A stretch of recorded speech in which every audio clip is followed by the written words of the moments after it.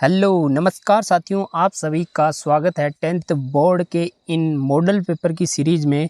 आज हम बात करने वाले हैं अपने दूसरे वीडियो के बारे में। दूसरे नंबर का ये वीडियो होगा और इस वीडियो के अंदर ऐसे क्वेश्चन लेके आया हूँ जो आपके एग्ज़ाम के अंदर 99% गारंटी देता हूँ कि आपको यहाँ इस वीडियो से 3 या 4 क्वेश्चन या फिर इनके बीच में क्वेश्चन आपको एग्ज़ाम में देखने को मिलेंगे। तो बहुत ही इम्पोर्टेंट होने वाला है सेशन। आपको ये वीडियो अंत तक ज़रूर देखना है और इस वीडियो को लेने से पहले यदि आपके पास कॉपी पेन है तो ज़रूर अपने साथ में रखिएगा, क्योंकि इस वीडियो में मैं लिख नहीं पाऊंगा परंतु ऐसे ही क्वेश्चन सभी के आंसर बताऊंगा जो आपके एग्ज़ाम में आने वाले हैं। उसके बाद में आप कहोगे कि सर ये समझ में नहीं आया।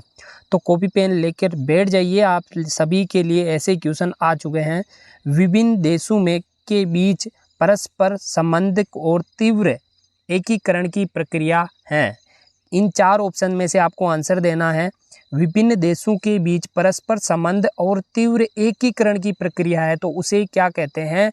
तो इस बात को कहते हैं, इसका सही ऑप्शन हो जाएगा वैश्वीकरण।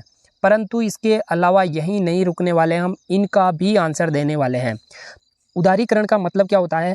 अनावश्यक नियंत्रणों को हटाना। यानी ऐसे नियंत्रण होते हैं जो अनावश्यक होते हैं, जो जिनका कुछ महत्व नहीं होता, उनको हटा देना ही उदारीकरण कहलाता है। राष्ट्रीयकरण क्या होता है? तो राष्ट्रीयकरण किसी भी निजी उद्योग का राज्य या फिर सरकार के द्वारा नियंत्रण करना क्या कहलाता है? राष्ट्रीयकरण कहलाता है। आपको बता दूं दोस्तों, कुछ ऐसे चीज़ें होती है जिनके अंदर सरकार या फिर राज्य नियंत्रण करने लगती है तो उसको बोलते हैं राष्ट्रीयकरण। निजीकरण का मतलब क्या होता है? सरकार नियंत्रण हटाकर सार्वजनिक या फिर दूसरों के नियंत्रण में ला देने को कहते हैं निजीकरण। अभी जैसे भारतीय जनता पार्टी का राज है जैसे केंद्र में, तो अभी विपक्षी लोग कहते हैं कि जैसे बहुत सारी चीज़ों का निजीकरण हो चुका है। राष्ट्रीयकरण का मतलब होता है सरकार के नियंत्रण में जाना और निजीकरण का मतलब होता है सरकार से निजीकरण यानी अपना नियंत्रण हटना। वैश्वीकरण और प्रतिस्पर्धा के दबाव में सबसे अधिक प्रभावित कौन होता है? तो देखो, हर चीज़ होगी ना तो सबसे ज़्यादा प्रभावित होगा या तो किसान होगा या फिर हमारा कौन होगा? श्रमिक। ये श्रमिक ही होगा, क्योंकि बहुराष्ट्रीय कंपनियां हो नहीं सकती, क्योंकि वो एक से ज़्यादा देशों के साथ में अपना संबंध बनाए रखती है। भूस्वामी जिसके पास जमीन ज़्यादा है, बहुत ज़्यादा भूमि का स्वामी है, तो उसको भी कोई दिक्कत नहीं है, परंतु इससे प्रभावित कौन होगा?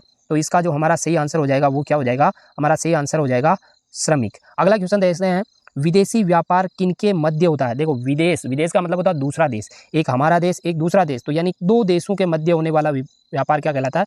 विदेशी व्यापार। 2 गांवों के बीच तो हो नहीं सकता, 2 गांवों का व्यापार विदेशी नहीं कहलाएगा ना। तो विदेशी व्यापार क्या हो जाएगा? 2 देशों के मध्य। एक ऐसा संगठन जिसका उद्देश्य अंतरराष्ट्रीय व्यापार को उदार बनाना है। उदारीकरण अभी हमने देखा था। उदारीकरण क्या होता है? अनावश्यक नियंत्रणों को हटाना उदारीकरण होता है। उदार बनाने का मतलब यहाँ पर हमारा राइट क्या आंसर हो जाएगा? विश्व व्यापार संगठन जो WTO है ना, WTO है, इसका क्या कार्य होता है? ये क्या करता है? जिनका उद्देश्य अंतरराष्ट्रीय व्यापार उधार को होना है ना, व्यापार के उधार को होना है, तो ये हमारा राइट आंसर हो जाएगा WTO, विश्व व्यापार संगठन। अगला क्वेश्चन है, बहुत ही मोस्ट इंपोर्टेंट क्वेश्चन है, फोर्ड मोटर है ना। फोर्ड मोटर कंपनी किस देश की बहुराष्ट्रीय कंपनी है? तो भारत की, अमेरिका की, चीन की या दक्षिण कोरिया की? तो यहाँ राइट आंसर क्या हो जाएगा? अमेरिका की यह एक कंपनी है ना, फोर्ड मोटर कंपनी, ठीक है ना। तो थोड़ा सा ध्यान रखना दोस्तों, ये अमेरिका की एक कंपनी है। वैश्वीकरण से सर्वाधिक लाभान्वित कौन होता है? वैश्वीकरण क्या होता है? जैसा कि हमने फर्स्ट क्वेश्चन में ही देखा है, तो सर्वाधिक लाभान्वित कौन होता है?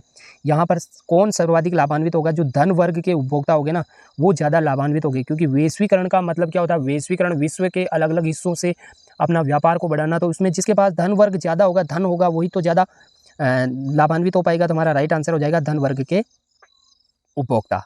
इनमें से कौन तृणमूल कांग्रेस की संस्थापक है ना? कौन संस्थापक है तृणमूल कांग्रेस के संस्थापक? इसमें अगर आपके पास कॉपी पेन है तो आप लेकर बैठिए, क्योंकि मैं यहाँ पर एक्स्ट्रा जानकारी आपको देने वाला हूँ।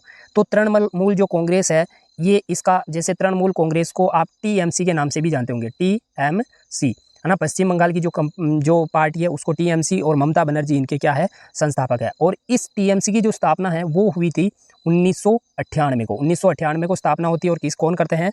ममता बनर्जी इसकी स्थापना करते हैं। अगला क्वेश्चन क्या है, इंडियन नेशनल कांग्रेस की स्थापना किस वर्ष हुई? इंडियन नेशनल कांग्रेस की स्थापना किस वर्ष होती है? तो इसकी जो स्थापना है वो होती है दोस्तों कब? 28 दिसंबर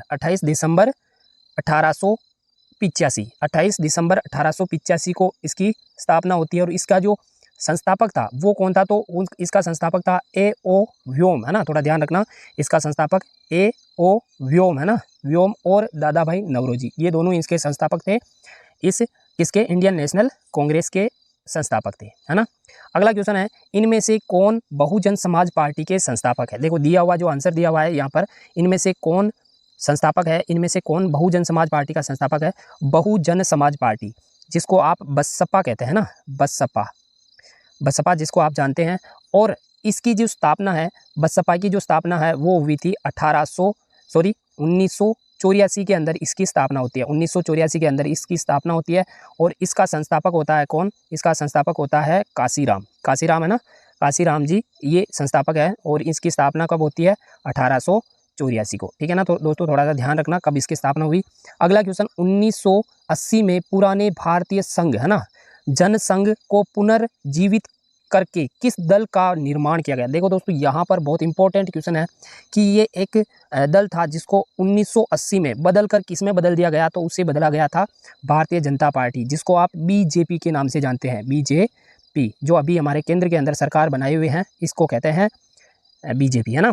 अगला क्वेश्चन क्या है, इससे पहले अपन थोड़ा सा देख ले कि जो ये है ना, ये 1980 से पहले इसका जो नाम था वो भारतीय जनसंघ था, है ना। तो इसका पुनर्जीवित निर्माण किया गया और किसके नाम पे, बीजेपी के नाम पे, ठीक है ना दोस्तों।